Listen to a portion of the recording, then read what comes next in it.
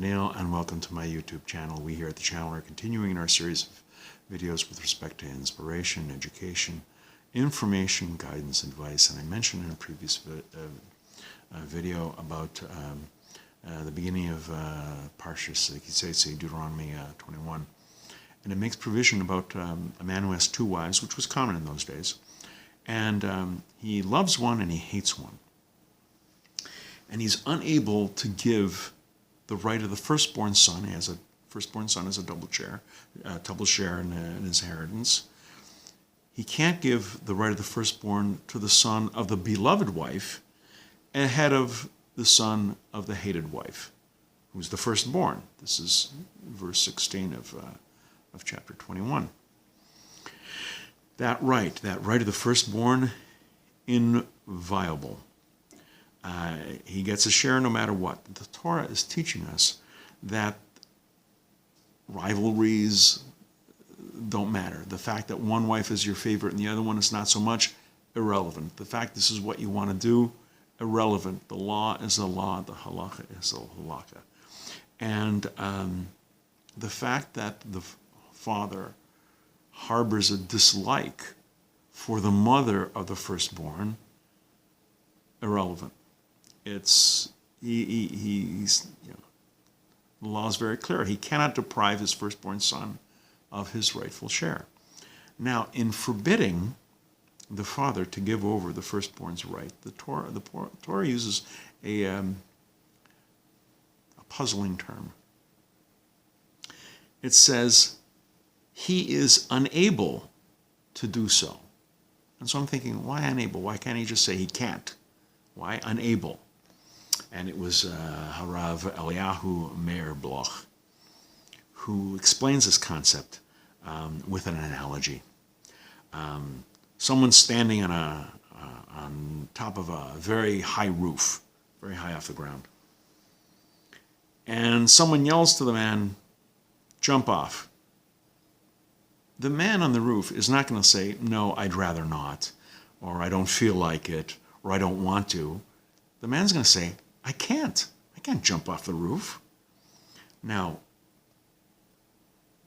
why? Obviously he can if he wants to, but he can't.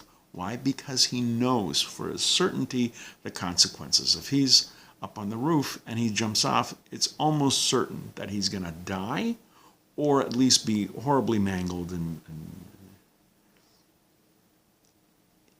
it's going to be paralyzed or whatever. He clearly realizes the consequences of that jump. And so Bloch makes this comparison. The same concept should apply to mitzvahs and averos, the commandments and sins. One who views an idea as an absolute fact, just like jumping off a high roof is going to kill you, you can't think of it in any other perspective. This, Rabbi Bloch says, is how we should view a mitzvah. If we knew that the performance of a commandment is a fact, you're unable to consider transgressing it. One who sins doesn't view the Torah commandments as a fact. Those who have rewritten the Torah to suit their own needs, or have bent the Torah laws to their convenience, or conjured up some sort of convenient philosophy, to them the Torah is not immutable. It's not from God. It's not an absolute. The Torah teaches us that our attitude towards sin must be that we are unable to transgress the commandments, just like the guy on the roof saying, I can't jump. We see the reality of sin.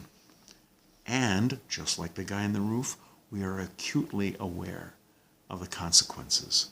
This knowledge should serve as a powerful restraint. If we were as secure in the knowledge that if we do an avera, if we do a sin, this is going to be the consequence, just like the guy, if I jump from the roof, I'm going to die. Have that in your mind, and it should hopefully should, discourage you from doing something you shouldn't be doing. We're going to be doing more videos along these lines. Please come back. Please watch. Please learn. I hope you're finding these videos of some use to you. And until next time, I'm Daniel, and thank you too much.